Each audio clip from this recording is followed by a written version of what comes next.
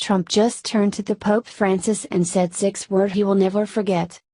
A lone American flag hung above the entryway to Pope Francis' Apostolic Palace in Vatican City on Wednesday as U.S. President Donald Trump arrived for the third leg of his tour of the world's great religions. Trump met Pope Francis on the fifth day of his first foreign presidential trip, after visiting the cradles of Islam and Judaism. While their discussion will remain private, the president had a brief message for Francis as he left. "I won't forget what you said. It's such an honor," he said as he shook the pontiff's hand and posed for photos in the Sala del Trinito, the second-floor little throne room. "Thank you very much.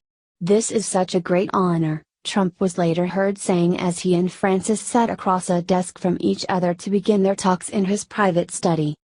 The Pope presented Trump with a medal with a picture of an olive tree and told him, "It is my desire that you become an olive tree to construct peace." Trump replied, "We could use peace." He tweeted on his way to the airport, "Honor of a lifetime to meet His Holiness Pope Francis. I leave the Vatican more determined than ever to pursue peace in our world." After they emerged from their talks, Francis was grinning from ear to ear as he met other members of the first family. "What do you give him to eat?" he asked Melania Trump in Italian, referring to the president's hulking size. "Patika?" "Pratica." A delighted Melania responded, laughing. Patika is a Slovenian nut roll dessert. The Pope blessed a rosary in her hand before greeting Ivanka Trump and her husband Jared Kushner, along with Secretary of State Rex Tillerson and other U.S. officials. Melania followed the papal meeting with a visit to a Vatican-owned children's hospital. She told Francis, "I'm glad to visit the hospital, for the bambinos." What do you think about this comment below? Barack and Michelle's vacation just came to an abrupt end after receiving devastating news. Just because Obama is out of the White House, it doesn't mean he's finished parading around like he's the freaking king of planet Earth. Over the week, the former narcissist-in-chief and Michelle traveled for their lavish vacation in Italy, where they had to make sure that the world knew they were arriving. The royal couple conspicuously arrived in the central Italian region on Friday, where their private jet was escorted by an alarming 6 fighter jets, complete with a 13-car motorcade, that we are paying for, as they headed to a $15,000 a night private villa. But unfortunately for Obama and his American-hating wife, they just had their entire opulent vacation completely wrecked, after receiving devastating news that even their endless stacks of money will be helpless to shield them from. Throughout his 2 terms in office, Obama and Michelle lived high on the hog thanks to the American taxpayers, as they jet set around on our dime with their luxurious excursions whenever their black little hearts had half an inkling. Obama exploited his presidential position by utilizing Air Force One as his personal taxi service to fly all over the world, while racking up a colossal amount of money to the tune of almost $1 billion that the American taxpayers had to foot the bill for. But now that Obama and his snotty wife are out of office, their narcissism and contempt for the American people are now coming back to bite them in the ass in a massive way.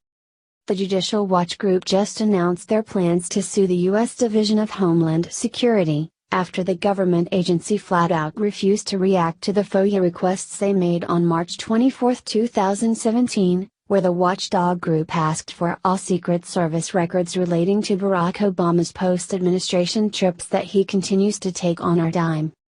From Judicial Watch.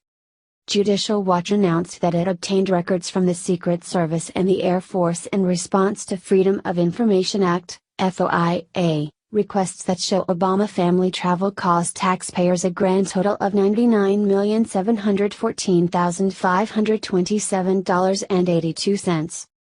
The new Obama White House air travel records show the March 2014 trip to Key Largo during spring break, where the first family stayed at the exclusive Ocean Reef Club, cost the Secret Service $247,827.50. $182,120.33 for hotels and $65,707.17 in travel expenses. The total cost of that trip with previously released $885,683 and flight costs from the Air Force is $1,133,510.50.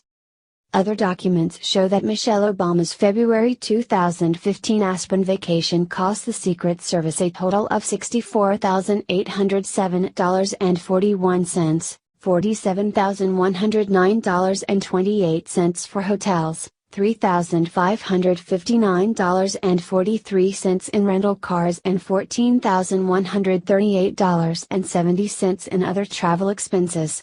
The total cost of the trip with $57,068.80 in flight costs from previously released Air Force records is $121,876.21.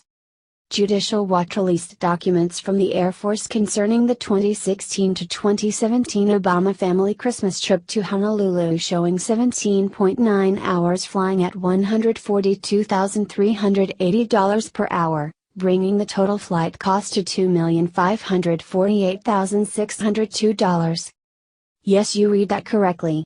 The Obamas leached a whopping $1 billion freaking dollars from Americans for all their lavish vacations. But Judicial Watch isn't quite done talking it to Barack and Michelle. They also announced this week that they have filed a Freedom of Information Act, FOIA, lawsuit against the U.S. Department of Homeland Security for Secret Service records associated with President Obama's movements, schedule, and activities since his departure from the White House. The lawsuit was filed in the U.S. District Court for the District of Columbia, Judicial Watch v. U.S. Department of Homeland Security, No. 1, 17 CV 00928, conservative fighters reported. Here's the information that Judicial Watch is seeking from the FOIA request, that the Secret Service still refuses to hand over, as reported by conservative fighters.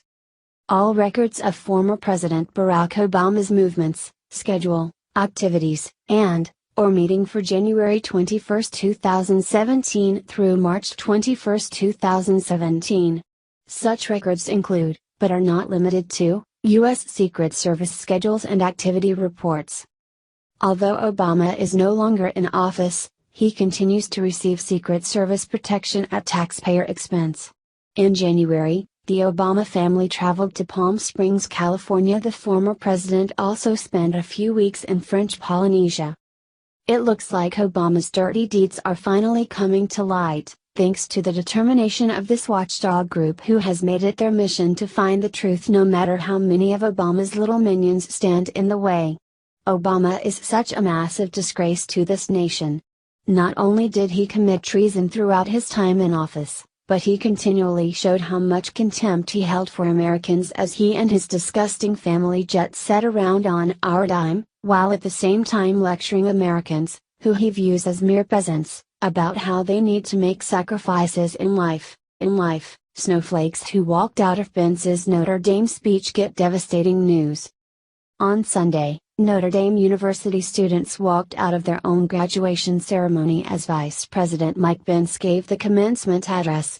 Immediately after the protest, however, this move came back to bite these liberal snowflakes in a big way. Mad World News reported that social media personality Chad Prather fired back at these students with a Facebook rant that included 3 words that they won't be forgetting anytime soon.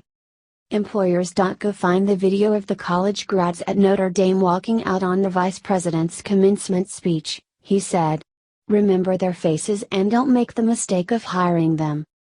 As a boss, you will do and say things they disagree with and their feelings will be hurt. This is how they respond to disappointment.